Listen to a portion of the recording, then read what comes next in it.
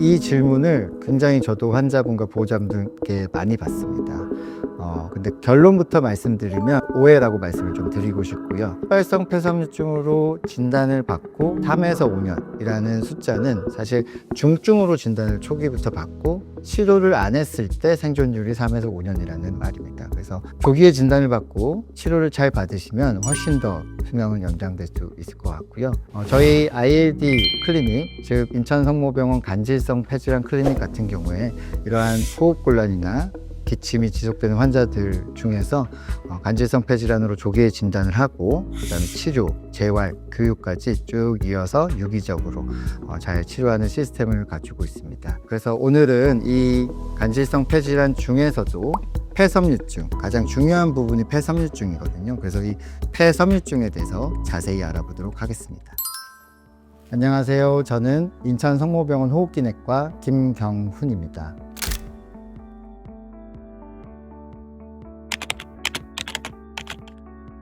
폐섬유증이란 말은 처음 들었을 때 굉장히 조금 이게 뭐지? 무슨 말이지? 어려워 하시는데요.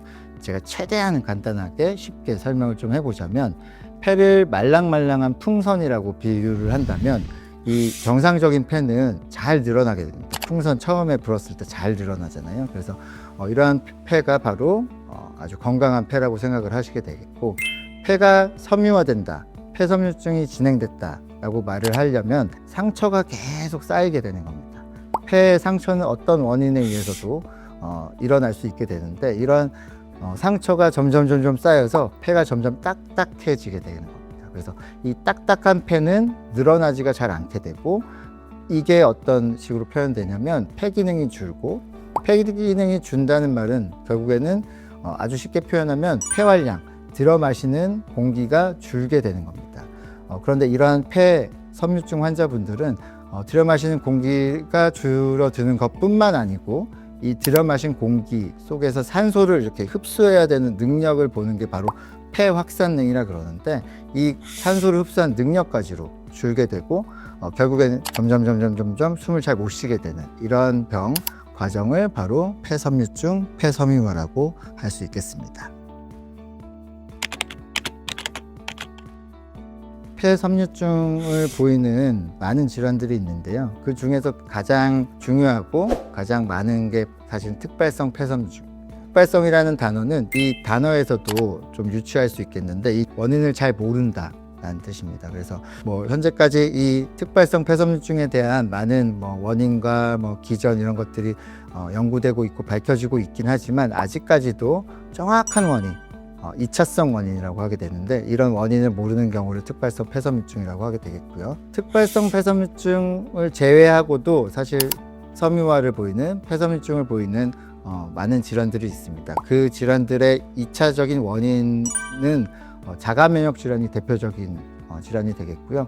이 자가면역 질환도 사실은 굉장히 어려운 말인데, 쉽게 말씀을 좀 드리면은 류마티스 관절염, 쇼그렌 증후군, 전신경화증, 이런 병들이 바로 자가면역 질환이 되겠고, 이런 자가면역 질환을 보이는 몇 퍼센트 비중에서 폐섬유화를 보이는 경우가 있습니다. 그래서 이러한 환자분들도 굉장히 많다라고 조금 이해를 하시면 될 것 같습니다.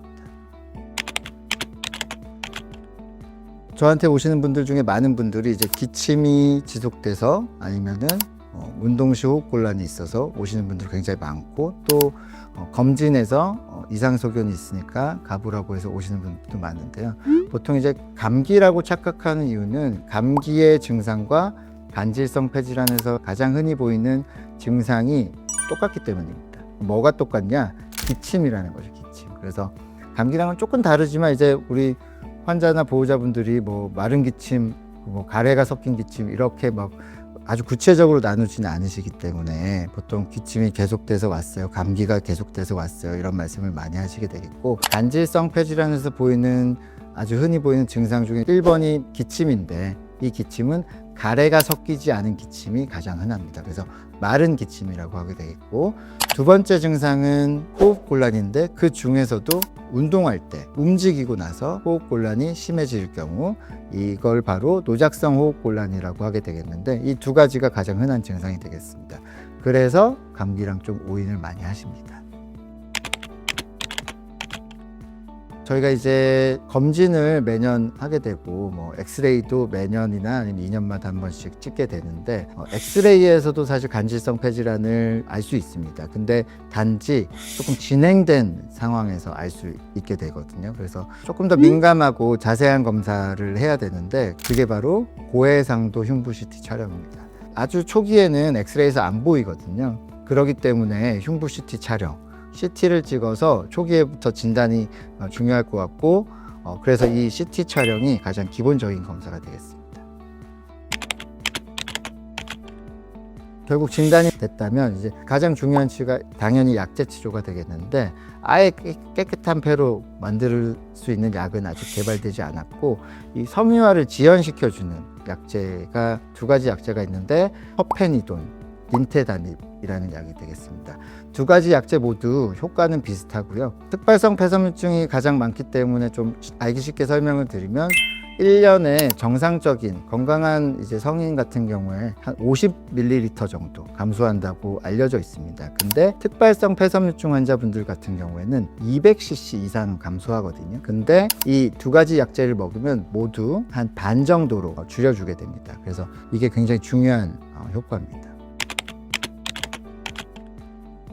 이미 조금 숨이 차시다고 호소를 하시는 경우에는 이미 폐활량과 폐 확산능이 조금 감소하셨을 가능성이 높습니다. 그래서 이게 정말 특발성 폐섬유증인지 아니면 2차성 원인이 있는지 감별하는 게 굉장히 중요할 것 같고요. 특발성 폐섬유증이 아닌 경우에 2차성 원인이 있는 경우에는 꼭 항섬유화제가 아니고 항염증약을 드셔야 되는 경우도 있거든요. 그러면 굉장히 좋아지는 경우도 있습니다. 그래서 첫 번째로 제일 중요한 게 진단이 잘 되어야 된다라고 좀 알려드리고 싶고 두 번째 약을 잘 드셔야 된다라고 말씀을 드리고 싶고 두 가지가 다 잘 됐는데도 숨이 계속 차시고 그 다음에 일상생활이 곤란하실 경우에 이제 산소 치료라든지 호흡 재활요법 그 다음에 교육 이런 것들을 받으시면서 삶을 조금 더 윤택하게 끌고 갈 수 있을 것 같습니다.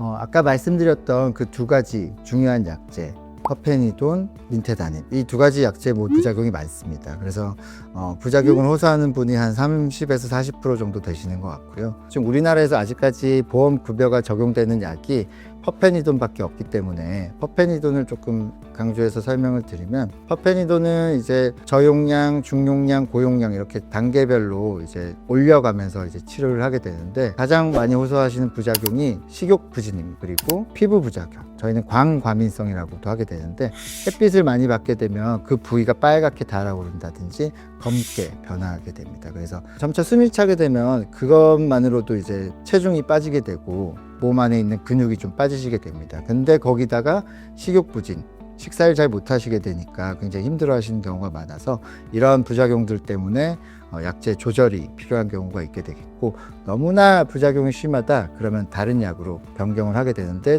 현재 우리나라에서 투약할 수 있는 약은 두 가지인데요. 아까 말씀드린 닌테다닙까지 현재 미국에서는 네란도밀라스트라는 신약이 FDA 승인을 받고 특발성 폐섬유증 환자분들, 그 폐섬유증 환자분들께 이제 처방이 될 수 있는 걸로 알고 있고 곧 우리나라에서도 아마 출시가 될 예정일 것 같습니다.